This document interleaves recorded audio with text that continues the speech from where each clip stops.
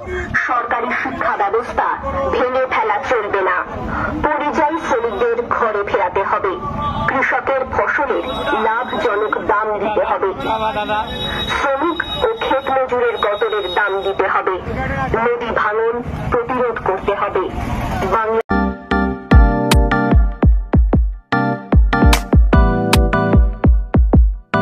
নমস্কার, সকলের সাথে সমাজের মাঝে অক্ষয় প্রতুল অকপট আছে। আবার সেই একটা কথা বলি যে সেদিন গত রবিবারে মাননীয় অধ্যাপক রাজনৈতিক বিশ্লেষক বিশ্বনাথ চক্রবর্তী মহাশয় যে বিষয়গুলো বলেছিলেন তার মধ্যে পথে নামার আন্দোলনের কথাটা আমার বারবার মনে পড়ছে। তা বর্তমানে যেটা দেখছি, রাজ্যের বিরোধী দলনেতা খুব অ্যাগ্রেসিভ পলিটিক্স করছে বিভিন্ন ক্ষেত্রে, কিন্তু আইনসভায় শূন্য থাকা সিপিআইএম বা বাম সংগঠনগুলো দেখা যাচ্ছে সারাক্ষণভাবেই পথে নেবেই সারা রাজ্য জুড়ে তাদের আন্দোলন সংগঠিত করছে মানুষের জন্য। আমি এক এক করে বলি। ভারতের গণতান্ত্রিক যুব ফেডারেশন ডিওয়াইএফআই তাদের 20তম রাজ্য সম্মেলন উপলক্ষে তাদের নেত্রী মীনাক্ষী মুখার্জি, যে সত্যি মানে মীনাক্ষীর কথা না বললে নয়, মীনাক্ষী মুখার্জি সারা রাজ্য জুড়ে দাপিয়ে মানুষের মধ্যে যেভাবে আন্দোলনকে ছড়াচ্ছেন, এটা দেখবার বিষয়। একটা বিষয়, সব খবরের মধ্যে খবর চাপা পড়ে যায়। যে খবরটা আপনাদের সামনে দেখাবো একটু ভালো করে দেখবেন। আমাদের রাজ্যের এক প্রান্ত পশ্চিম বর্ধমান, জামুরিয়া, আসানসোল, জামুরিয়া চুরুলিয়া গ্রাম, সেখানে পিডিসিএলের যে কয়লা খনি তাকে বাড়াবার জন্য যে সমস্যা তৈরি হচ্ছে, মানুষকে বিভ্রান্ত করা হচ্ছে। এমনিতেও শুনেছি, যেটা জেনেছি, বিভিন্ন সেমিটে বলা হয়েছে যে পৃথিবীর উষ্ণায়ন ঠেকাতে বা মানুষকে এই কী বলবো গ্লোবাল ওয়ার্মিংকে আটকাতে কয়লা খনি বা কয়লার উৎপাদন বন্ধ করতে হবে। এরপরও দাঁড়িয়েও পশ্চিমবঙ্গের এক প্রান্তে পশ্চিম বর্ধমানের জামুরিয়ার অন্তর্গত চুরুলিয়াতে সেখানকার কি সমস্যা, সেখানকারও ওই বাম নেতৃত্ব বা সিপিআইএমের কর্মীরা আজকে পথে নেবে কি বলছেন আপনারা দেখতে থাকুন। সকলের সাথে সমাজের মাঝে অক্ষয় প্রতুল অকপট আছে। এটা ইসিএল প্রথমে চালাতো, তারপর ইসিএল বন্ধ করে দিয়েছে। তারপরে পশ্চিমবঙ্গ সরকারের সঙ্গে যৌথ উদ্যোগে বেঙ্গল এমটা চালাতো। বেঙ্গল এমটা তৃণমূল সরকার আসার পর বেঙ্গল এমটা আর চালাতে পারল না বা চালাতে দেওয়া হলো না। তারপরে পিডিসিএল কোম্পানি, তারা হচ্ছে যে পশ্চিমবঙ্গ সরকারের পিডিসিএল, তারা এই কোম্পানি চালানোর কাজ নিল এবং ঠিকাদার নিয়োগ করে এই কাজ হচ্ছে। আমরা কয়েকদিন আগে জানতে পারলাম বিডিও অফিসে একটা গোপন মিটিং হয়েছে। সেই মিটিংয়ে চুরুলিয়ার স্কুলগুলি, চুরুলিয়ার হাটতলা, চুরুলিয়ার কিছু পাড়া, এগুলো সব উঠবে খনি সম্প্রসারণের জন্য। তারপরে একটা চুরুলিয়াতে ম্যারেজ হলে নাকি একটা মিটিং হয়েছে, সেটাও কোনো পলিটিক্যাল পার্টির লোকরা করেছে। আমরা বলছি যে যদি সরকারি মিটিং হয়, ওরা বলছে সরকারি মিটিং, সরকারি মিটিং হলে এখানে বিপক্ষ পঞ্চায়েতের 4 জন প্রতিনিধি আছে, মার্ক্সবাদী কমিউনিস্ট পার্টির 4 জন প্রতিনিধি আছে, তারা তো সরকারি, তারা তো বিরোধী দলের, তাহলে তাদেরকে ডাকলো না কেন? অর্থাৎ সবটাই হচ্ছে যে কুক্ষিগত করব এবং দলবাজি করে এইটা করব। আমরা অনেক কমপ্লেন পাচ্ছি কিভাবে এখানে তোলা নেওয়া হচ্ছে, কিভাবে প্রতি মাসে চলে যায়, এই সব জানি আমরা। কিন্তু আমরা বললাম, আমরা দাবি করেছি যে জাতীয় স্বার্থে কয়লা খনি করতে হবে। আপনারা জানেন জলবায়ু নিয়ে প্যারিস সামিটে একটা সিদ্ধান্ত হয়েছে যে 2050-এর পর আর কোনো কয়লা খনি গোটা ভারতবর্ষে পুরো পৃথিবীতে হবে না, কারণ পৃথিবীতে উষ্ণায়ন কমাতে হবে, আর উষ্ণায়ন কমানোর জন্য আপনার এই কয়লা উত্তোলন বন্ধ করতে হবে। তা যদি হয় তাহলে কি করে এই মাইন্স সম্প্রসারণ হবে, এটা আপনাদের বলতে হবে। আমরা জাতীয় স্বার্থে কয়লা খনি এলাকায় করছে, মানুষের শত অসুবিধা সত্ত্বেও করছে, কারণ জাতীয় স্বার্থে কয়লা ব্যবহৃত হয়। কিন্তু মানুষের স্বার্থ কি জলাঞ্জলি যাবে? এখানে চাকরি পাবে না বেকার যুবরা? কি আছে এখানে? সব জমি চলে গেছে, তাহলে কোথায় পাবে? দালালরা খাবে শুধু।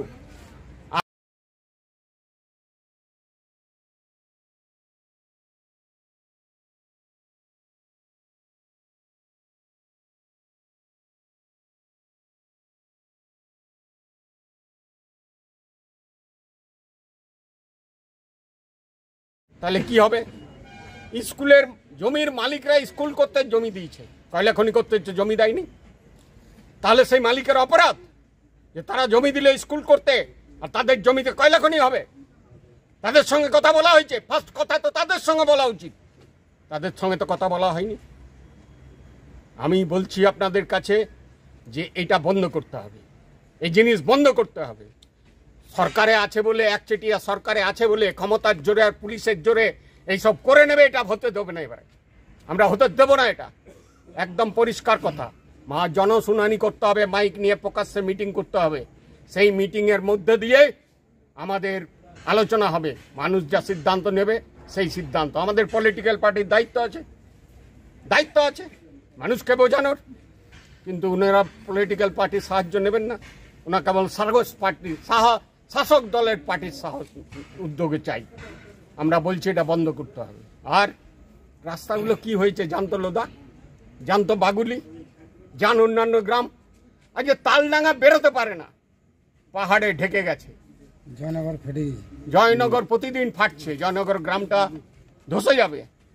তাহলে যদি এই হয়, আর ধুলো গ্যাস এগুলো তো আছেই, প্রতিদিন দূষণ বাড়ছে, কি হবে? তাহলে মানুষ থাকবে না এলাকায়? গুলি করে মেরে দিন সবাইকে, সব মানুষকে গুলি করে মেরে দিন, তাহলে মানুষ থাকবে না। আপনারা একদম গোটাই কয়লা খনি করবেন। এইটা বন্ধ করতে হবে, ওই জন্মে বন্ধ করতে হবে। আর আমরা যেটা বলছি যে উন্নয়নমূলক কাজ করতে হবে, উন্নয়নমূলক কাজ করতে হবে। আপনাদেরকে টাইম দিচ্ছি, রাস্তাগুলোকে অবিলম্বে মেরামত করুন। আর বালি অজয় নদী কি হলো আজকে? ফুটবল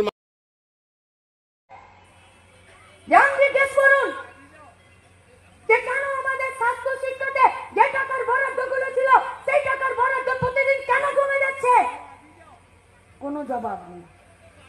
দেশের সরকার বিজেপির পার্টিটা প্রতিটা দিন জলের দরে দেশের সম্পত্তি বেচে দিচ্ছে, নইলে অন্যের ঘাড়ে অন্যের হাতে চাপিয়ে দিচ্ছে। রেল স্টেশনগুলো দেখেছেন কত ঝাঁ চকচকে বেচে দিলে, তাহলেও তো সেনাদের জন্য কাজ হচ্ছিল। কই সেসব বিষয় তো তোমাদের কোনো কথা নেই।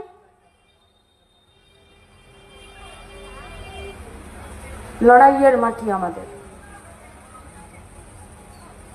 বহু লড়াই সংগ্রামের পর পশ্চিমবঙ্গ আজ এই জায়গায় দাঁড়িয়েছে। একটা সময় ছিল বীরভূমের ধীরেন লেক থেকে শুরু করে ঝাড়গ্রামের সীতামণি সোরেন, কেউ কান ধরে উদ্বোস করেছিল যে আমি আর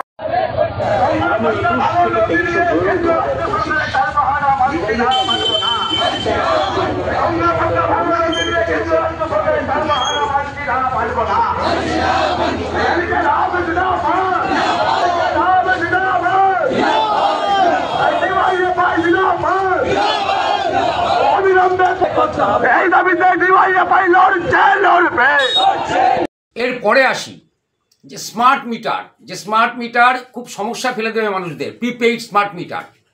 সেই স্মার্ট মিটারকে কেন্দ্র করেও সবচেয়ে বেশি পথে নেমে আন্দোলন করছে বামেরা, সেটাও আপনাদের দেখাবো।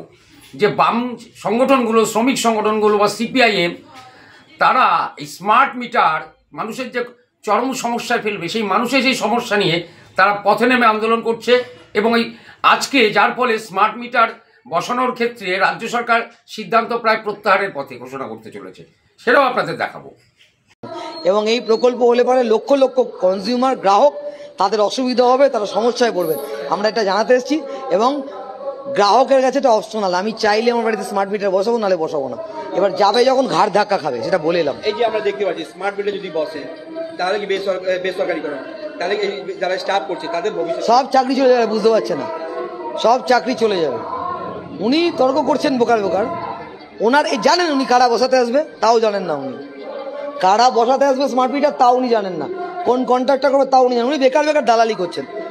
স্মার্ট মিটার কি আমি রাজি হলাম না, স্মার্ট মিটার কি বসানো যেতে পারে না? আমি আপনাকে বলছি বিদ্যুৎ আইনে বসানো যেতে পারে না, ঠিক আছে? জোর জবরদস্তি আপনার অধিকার আছে, আপনি বসাবেন না, কিচ্ছু করতে পারবে না।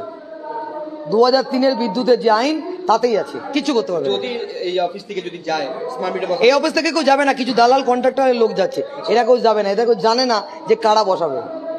তাদের বিরুদ্ধে কিভাবে অভিযোগ করা যায়? অভিযোগ করার দরকার নেই, আমি বলবো আমি আর এই যে মিটারটা আছে ওটাই থাক, তাহলেই হয়ে গেল। আচ্ছা, না থানা অভিযোগ করা যেতে পারে?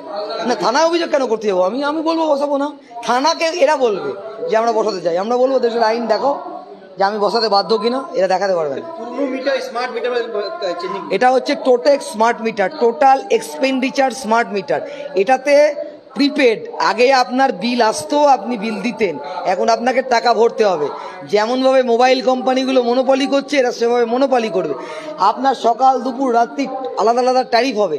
আপনি রাত্রিবেলা পাখা চলতে চলতে বন্ধ হয়ে যাবে, রিচার্জ শেষ তো আপনার বন্ধ, তখন আপনি কি করবেন? গ্রাহকের অসম্ভব অসুবিধার মধ্যে পড়বে গ্রাহক, সেই জন্য আমরা প্রতিবাদ করছি।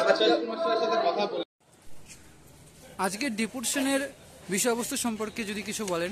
আজকে আমাদের ডেপুটেশনটা হচ্ছে কেন্দ্রীয় সরকার ভুল পথে বিদ্যুৎ ক্ষেত্রকে বেসরকারীকরণের যে উদ্যোগ স্মার্ট মিটারের নামে, এই যে পরিকল্পনা, এই পরিকল্পনার সাথে রাজ্য সরকারও গোটা বাংলা জুড়ে এই যে স্মার্ট মিটার বিদ্যুৎ গ্রাহকের বাড়িতে লাগানোর ফলে বিদ্যুৎ গ্রাহকদের এই বিল নিয়ে যে বিশৃঙ্খলা, এবং সেই সাথে আমরা সিআইটি এই বিদ্যুৎ ক্ষেত্রকে কোনো মতেই বেসরকারীকরণ করা চলবে না। সেই সাথে আমরা বলছি যে বিদ্যুৎ গ্রাহকের অনুমতি ছাড়া স্মার্ট মিটার লাগানো চলবে না। ইতিমধ্যেই রাজ্য সরকার স্মার্ট মিটার লাগানো স্থগিত রাখার সিদ্ধান্ত নিয়েছে। আমরা বলছি যে এই যে স্থগিত, এই স্থগিত না, স্মার্ট মিটার গোটা বাংলা জুড়ে বিদ্যুৎ গ্রাহকদের বা ব্যবসায়ী মহলে যে লাগানোর যে সিদ্ধান্ত, সম্পূর্ণরূপে প্রত্যাহার করতে হবে। কোনো মতেই বিদ্যুৎকে বেসরকারীকরণ করা চলবে না, এই দাবি। তার সঙ্গে বিদ্যুৎ দপ্তরের যে শূন্য পদ, এই শূন্য পদের লোক নিয়োগের দাবি, প্রতি মাসে বিল, মিটার রিডিং, এই বিষয়গুলো নিয়েই আমরা আজকে ডিভিশনাল ম্যানেজারের সাথে এই আলোচনা করা হলো। উনি বললেন যতটা সম্ভব ওনার যে উচ্চ পদস্থ অফিসার আছেন তাদের কাছে তিনি এই বিষয়টা মেমোরান্ডামটা পাঠাবেন। আচ্ছা, আর আমাদের আগামী 9ই জুলাই কেন্দ্রীয় সরকারের নয়া শ্রম কোড বাতিলের দাবি, সেই সাথে জাতীয় সম্পদ, রেল, বিমা, ব্যাংক, কয়লা, খনিজ সম্পদ, এই যে বেসরকারীকরণের যে উদ্যোগ, তার প্রতিবাদে রেগার 200 দিনের কাজের দাবি এবং ন্যূনতম শ্রমিকের মজুরি 600 টাকা করার দাবিতে, এছাড়াও 17 দফা দাবিতে আগামী 9ই জুলাই সারা দেশব্যাপী সাধারণ ধর্মঘট। আপনার নাম? আমার নাম প্রবীর পাল। অসংখ্য ধন্যবাদ।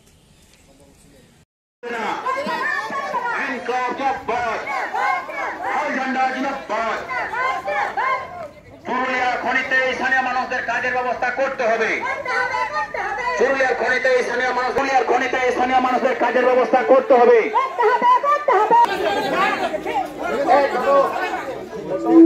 আপনারা পাবেন না, এটা আমরা প্রথমে গ্যারান্টি দিতে পারি। বাইরে প্রচন্ড রোদ, আপনারা বুঝতে পারছেন। এই প্রচন্ড রোদের জন্য কোথাও গাছের ছাওয়া নেই, এই জন্য আমরা বলেছিলাম অঞ্চলে যে WBPDCL তারা মাইন্স খনিটাকে নতুন ভাবে আবার হচ্ছে যে কাজ করছেন।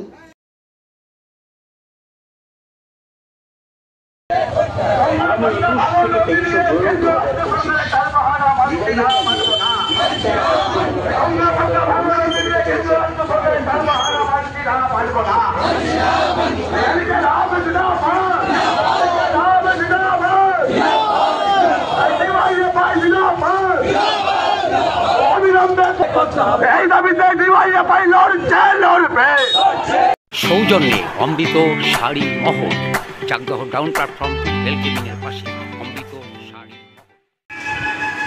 देखते থাকুন অক্ষয় প্রতুল অকপট।